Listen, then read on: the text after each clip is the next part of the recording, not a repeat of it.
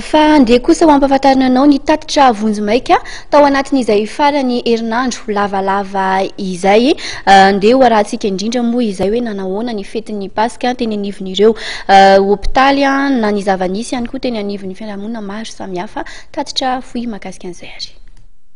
Olona misy 500 nanatona mpitsabo, 50 amin'izy ireo naratra vokatra ny lozam-pifamoivoizana, ny ady madinika sy ny vono. 13 kosa nahiditra ao amin'ny sampana Riamed ao amin'ny hôpitaly Agiera, 20 nahiditra ao amin'ny Vonjitaitra, olona 3 maty, 2 vokatry ny lozam-pifamoivoizana, ray maty andrano teny Vontovorona. Olona misy 9 namono tena, vehivavy 5 ary lehilahy 1. Amin'ny ankabeny dia fahadisom-panantenana vokatry ny fitiavana ny fototr'izany araky ny fanazavana no menanay.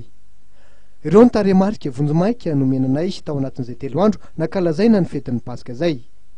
Mikasika ny mpamonjy vona kosa na ny pompier dia nanatanteraka evasanina na fivoahana misa 4 izy ireo. Ady madinika sy fisina maratra ary maty andrano teny Vontovorona ireo ny tranga ny raisin'ny mpamonjy vona an-tanana.